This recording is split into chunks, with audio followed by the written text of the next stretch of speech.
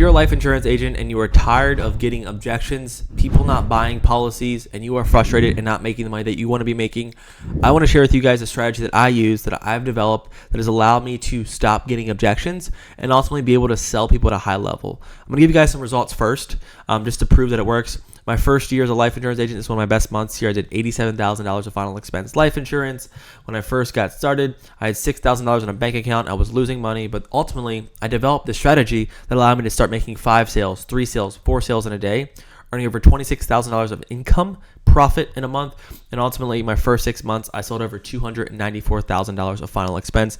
But I started out absolutely stinking at selling life insurance, and I realized this. I implemented this, and I started making real money. Okay, so this is all a concept I want to teach you on preventing objections. A lot of people sell life insurance the wrong way. A lot of people do this common mistake. They sound needy. Well, Miss Betty, I'm so glad I'm going to solve your problem. Or they're so desperate. Well, whatever you want, I'm going to make sure you're taken care of. Or they go out there and they just literally spill all the beans. Your client does not feel heard, and you're not asking any questions. You're talking about yourself. You're building no rapport, and you're just following a script, and you're just asking questions, expecting people to buy. But that's the wrong way of selling. Until you start developing the right way of sales, until you can learn how to ask good questions, get to invest in your clients, be a good listener, and ultimately, if you do this, you will get your clients to start selling themselves on why they need the product. Your goal as a life insurance agent is to get your prospect to admit why they need what you're selling, not you to convince them why they need what you're selling. And in this, I'm going to teach you guys how, if you just develop this one concept, addressing the elephant in the room, you will close more people because your client, Miss Betty, Mr. Rick, will literally sell themselves on why they need the policy that you are selling them. And it's all through getting ammunition in your sales process. If you are not using a question-based framework in your sales process, you are losing money. The goal as a salesman when you're selling life insurance is to have a script that is strictly designed to ask questions. It is strictly designed to prevent you from speaking a lot. It's to ask a question, get an answer, mirror back to them what they've asked, what they've told you, and then ask your next question. The last thing I want to share with you before we dive in is that the person who speaks the least wins.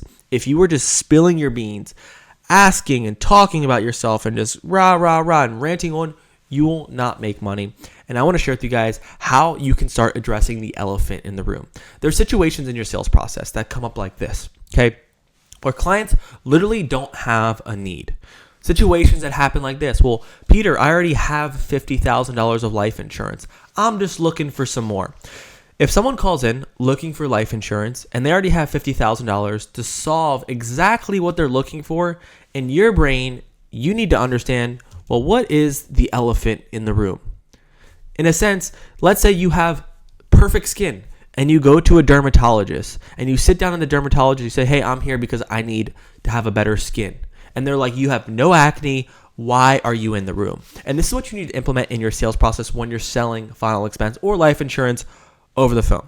People will call in. I want to make sure I have enough to cover my burial expenses. In this case, they already have $50,000. So what is the obvious question that you as the salesman need to ask? You need to ask, well, Miss Betty, I just want to understand your situation here. You already have $50,000 of final expense coverage in place. It's going to be there for the rest of your life. That's going to be enough to cover all of your burial expenses now and into the future. I guess, why do you feel like you'd even need more life insurance? I'm just a little confused. Okay? So here is the thing. People in your process, you're going to be trying to sell them a product that they don't actually need. And instead of a lot of agents just try to probe and push through and sell them a product, and they get to the close and like, why did this person not buy? Well, it's because you didn't address the elephant in the room. Whenever situations come up and people already have their problem solved, you as the agent need to ask the hard question. Well, Miss Betty, help me understand. You already have $50,000. You already have $100,000 of life insurance. Why in the world do you feel like you'd even need more? And then Miss Betty will spill the beans. She will tell you, well, I want to have $50,000 that goes to my daughter, but I also want another $30,000 to go to my son. So now you realize what the value is, what her problem is, and you can solve that specific problem.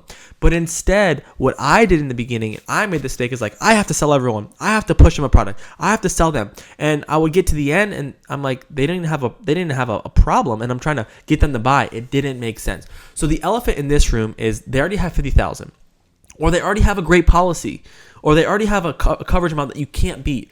Why are you looking for an alternative solution? Another elephant in the room situation that, if you learn this, it's going to help you, is a lot of times when you're selling a product, people will clearly express like, hey, I already have the solution to my product planned. So a lot of times when you're selling insurance, final expense, you're going to ask Miss Betty, well, who would it be that would be responsible for your burial expenses? And they're going to give you a name. Well, it's going to be my daughter. And then you ask the follow-up question is, and is your daughter, Miss Betty, is she like in a position where she could come out of pocket maybe $20,000 or $30,000 for your funeral expenses? And a lot of times they're going to say no. Okay. A lot of times that's a no. And that's great. That's the value. That's how you can help them. And that's how you can make the sale. But that's what everyone can do. Everyone can make that sell, but everyone can't make the sell when someone tells you, well, actually, Peter, my daughter, yeah, she could actually pay for my funeral. She's got a great job. So what is the elephant in the room in this situation? What doesn't register? What doesn't make sense? It's like, again, going to the doctor's office and being healthy. You don't have a problem. Why are you here? So what you want to do is you want to address the obvious elephant. So Miss Betty, I just want to understand your situation. It sounds like to me that your daughter does have the money to pay for your burial expenses. I mean, help me understand. Why do you feel like why not just kind of leave this behind for her to pay?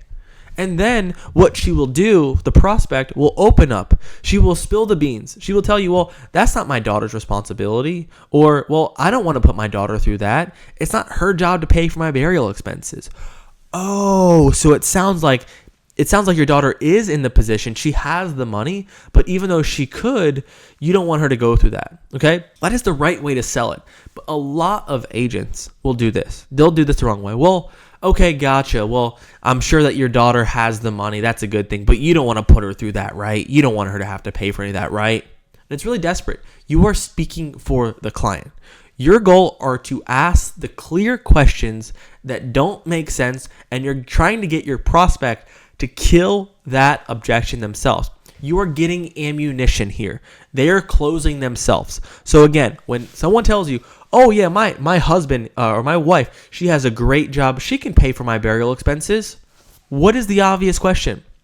You're going to understand in a confused tonality, well, help me understand this, Miss Betty. I mean, if your husband has a really good job and you have the money in a bank account, why do you even feel like you would need the life insurance? And then what is her response going to be? Either, well, you're right, I don't really need it. And then you don't sell her the product. She doesn't need it. Or what you're going to do most of the time is open her up, and she's going to be like, well, I don't want that to be the case. I want to have a policy. It's important that I have something in place so my husband never has to worry about it. But she got to spill the beans. Okay? So we're understanding this concept here. Another concept that comes up here are the shoppers. A lot of times you're speaking to people who are trying to buy life insurance and they're just like continual shoppers. Well, I don't really need it. I'm just shopping around. Okay? So imagine if you're trying to sell someone a product. Okay?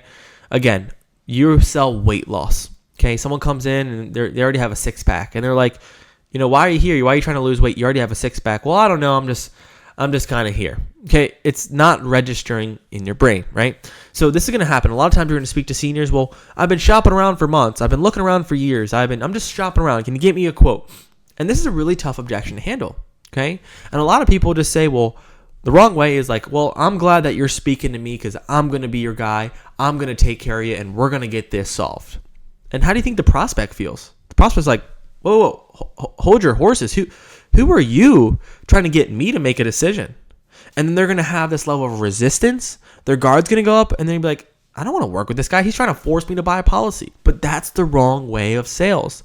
The right way of sales would be to address the elephant in the room. For example, if someone tells you, I don't know, I'm just shopping around. I've been shopping around for a long time. You want to understand why they haven't moved forward. That is absolutely incredible. I'm so glad you have been shopping around. What has really prevented you from wanting to, move forward in the past? What's been the biggest obstacle or challenge? Well, everything is too expensive. I don't like making decisions, and I know I need it, but I just want to, I just need some time to think about it. That would be an obstacle. That would be a hurdle that we have to now overcome as the sales agent. We cannot continue to push forward. We cannot continue to just go through and be like, okay, gotcha, I'm going to help you. We're going to move forward. No, we need to address the ugly. We need to address that friction point. Well, when you say you need it, what do you mean by that? Why do you feel like you would need a policy? Well, I want to make sure that my burial expenses are completely taken care of. And then your prospect can continue to open up and reveal the truth on why they haven't moved forward. But ultimately, you can hear by asking additional questions in this white elephant situation, they're going to start selling themselves. Okay? Now, I want to give you guys one last thing. This is a bonus that I think is really important, that is incredible. You're going to get people, typically men, who are like, well, I ain't making any decisions. I know I need it, but I just haven't been able to make a decision. Okay? So it sounds like that you need this, right, Mr. Jimmy? Yeah. What's preventing you from making a decision? Well, I know I need it. I've been putting it off. Okay? We're not going to just sit there and let them put this off. What we're going to do is we're going to ask them this. So it sounds like that you need this, right, Mr. Jimmy? You want to make sure your family's taken care of. Is that about right? Yes, I do. Why is it so important that you finally get a solution in place?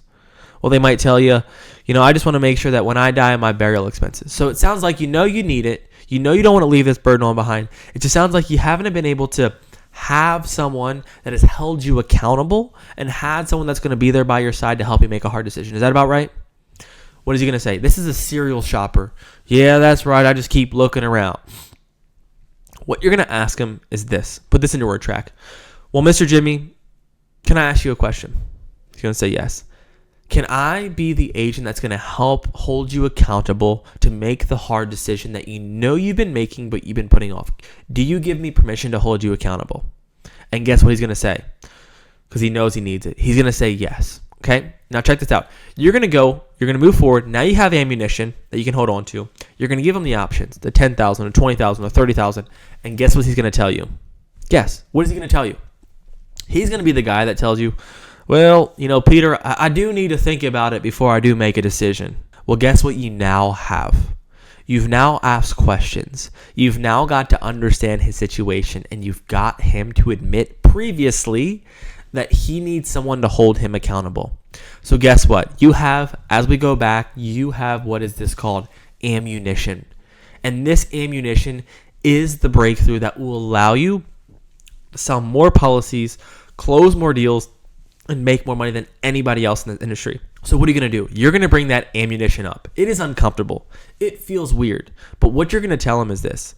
Mr. Jimmy, you remember when you told me that you needed someone who's going to be there by your side to hold your hand, to help you make that hard decision? And you told me yes, right? You remember when you said that? Well, I'm going to be that guy for you. And you're going to continue to put this off. You're going to continue to shop around. You're going to continue to look around for months and months and months. And honestly, you're never going to make this decision, and you're probably going to die without life insurance. And as your agent, and as your advisor, and as the person that's going to be holding you accountable for your family, we're going to make sure that we get you something small in place now that you can ultimately increase it down later down the road. So what we're going to do is we're going to start with something small, like the $10,000, and then we can always increase it later down the road. Does that sound fair? And then you can continue, if he gives you objections, you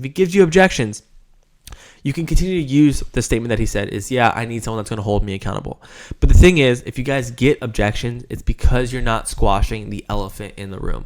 When people need to think about it, there's probably some type of concern that they have. When people tell you things that don't make sense, like my daughter can pay for my funeral. I already have $50,000 in the bank. Well, you're right, I can pay for my burial plot.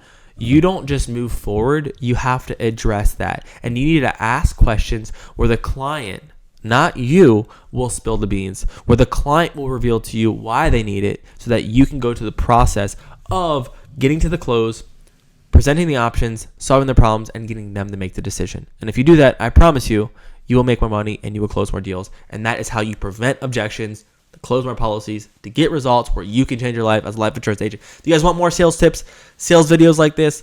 Fire away, comment below. Love you guys. I'll see you in the next one. Take care. Cheers.